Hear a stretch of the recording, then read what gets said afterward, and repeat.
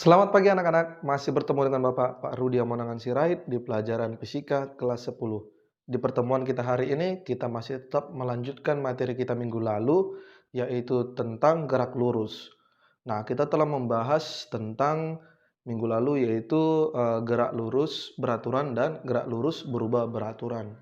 Ya, nah sekarang kita akan melanjutkan, yaitu lanjutan daripada GLBB. Gerak lurus berubah beraturan itu kan gerak suatu benda dengan percepatan yang konstan atau percepatannya tetap. Nah, itu diterapkan pada apa? Nah, ini pada gerak vertikal. Gerak vertikal itu ada 3. Yang pertama gerak vertikal ke atas, kemudian gerak vertikal ke bawah, dan juga gerak jatuh bebas. Mari kita bahas satu persatu. Gerak vertikal ke atas. Kita perhatikan gambar berikut ini. Nah, itu adalah gerak vertikal ke atas, ya. Yaitu harus dilempar atau harus diberi dorongan atau diberi kecepatan awal. Agar benda dapat bergerak ke atas, maka benda harus mempunyai kecepatan awal.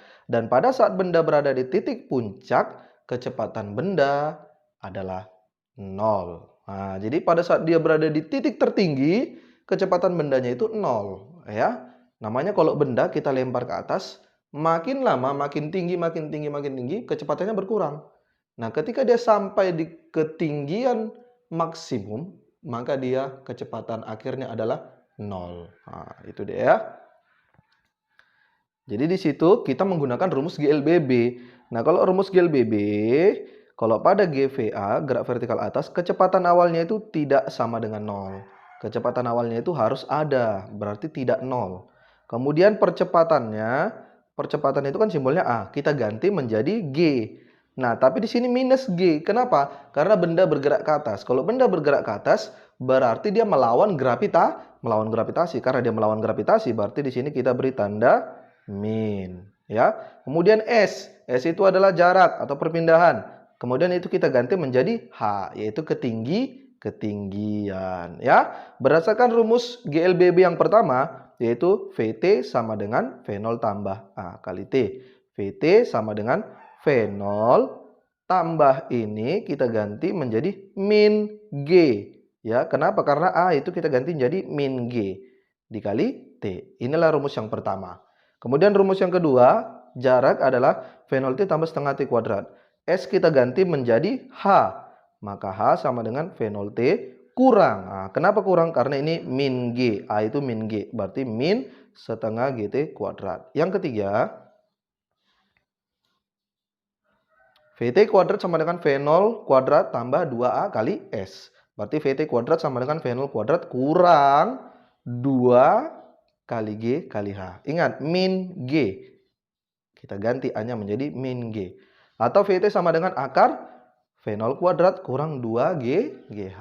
Ini rumus yang ketiga. Kalian harus ingat itu ya. Ketiga rumus dari gerak vertikal ke atas. Lanjut. Contoh.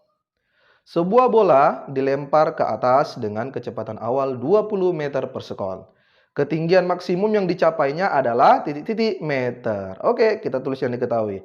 Diketahui V0-nya adalah 20 meter per sekon. Kemudian G-nya 10 meter per sekon kuadrat. Ini nilai ketetapan ya, anak ya. Percepatan gravitasi itu adalah 10 meter per sekon kuadrat atau 9,8.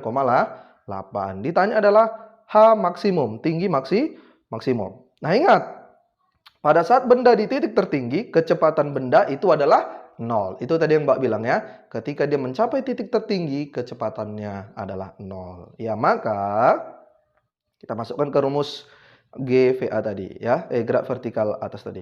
VT kuadrat sama dengan V0 kuadrat kurang 2GH. VT-nya kan 0. Berarti ini 0, ini 0. 0 kuadrat kan 0. Ya, yang ditanya adalah H. Berarti 2GH ini kita pindahkan ke kiri, berarti menjadi 2GH ya. 2GH sama dengan V0 kuadrat. Maka H sama dengan V0 kuadrat per 2G. Seperti itu ya. Dibalik-balik, memutar-mutar rumus. Nah, itu harus kalian pintar ya, nak ya. Maka kita masukkan V0-nya 20 kuadrat per 2 kali 10. Maka hasilnya 20 meter. Itulah ketinggian maksimum yang dicapai oleh bola. Kita lanjut. Gerak vertikal ke bawah. Kita lihat gambar berikut. Nah, itu adalah gerak vertikal ke bawah, yaitu benda yang dilempar ke bawah. Ingat, dilempar.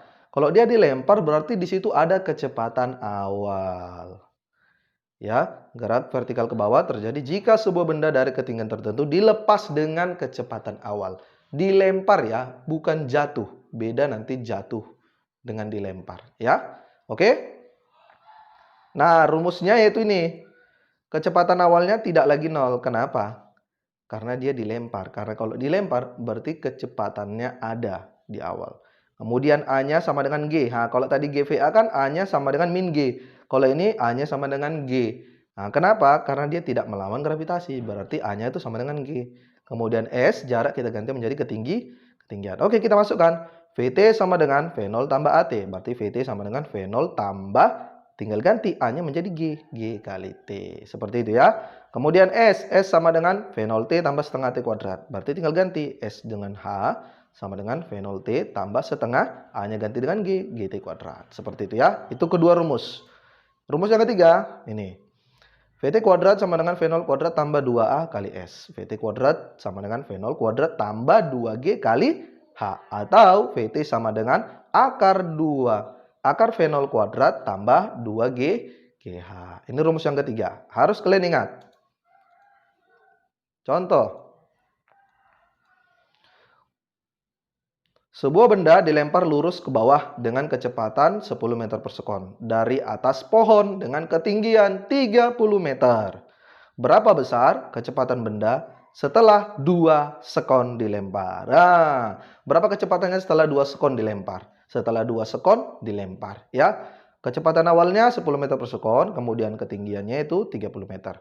Kemudian T-nya adalah 2 sekon. Oke, ditanya adalah kecepatan. Ya, berarti VT-nya ya. Kita jawab, VT sama dengan V0 tambah GT. Itu tadi rumus dari gerak vertikal bawah.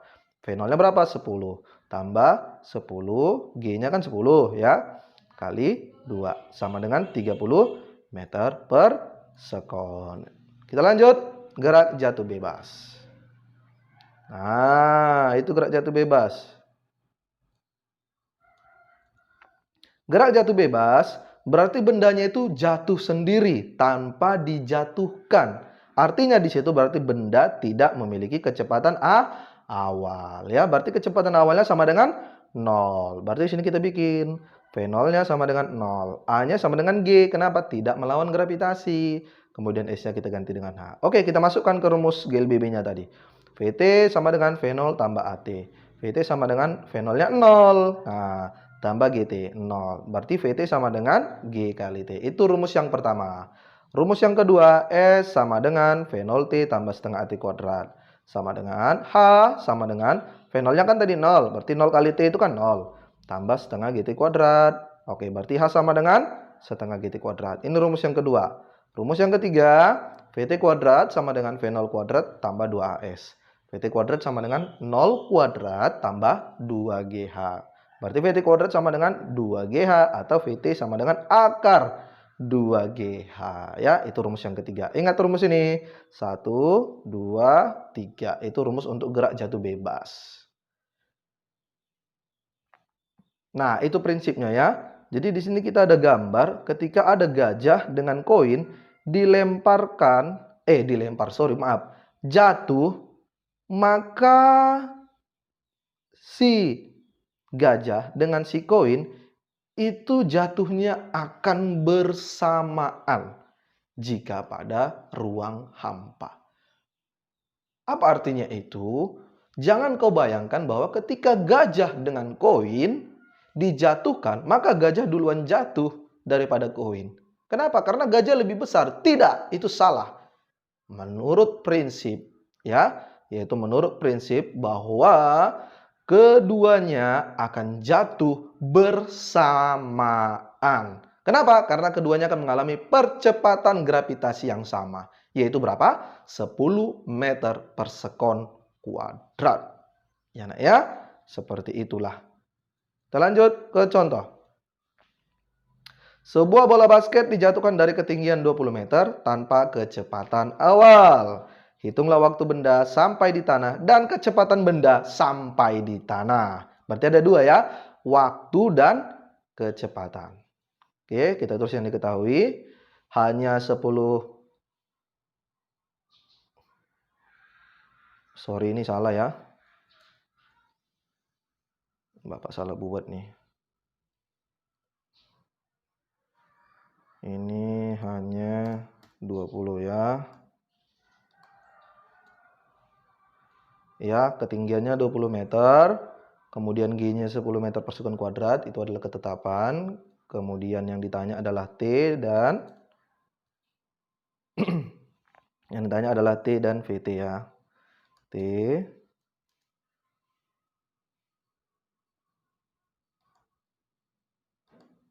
T dan VT.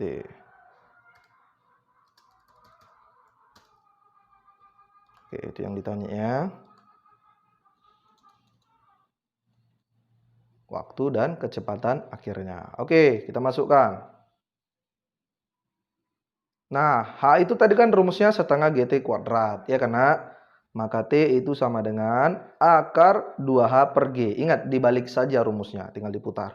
Maka akar dari 2 kali 20 per 10. Didapatlah T-nya 2 sekon. Kemudian kecepatan akhirnya VT sama dengan G kali T. Berarti 10 kali 2, yaitu 20. Oke, itu aja dulu contoh soalnya. Baik, demikianlah materi kita pada hari ini. Bapak harap kalian dapat mengerti dan memahami. Jika kurang paham, silakan ditanyakan di kolom komentar ya. Jika nanti Bapak kasih soal, tolong dikerjakan dengan baik dan mandiri. Oke, demikian pertemuan kita hari ini. Bapak sudahi. Selamat pagi.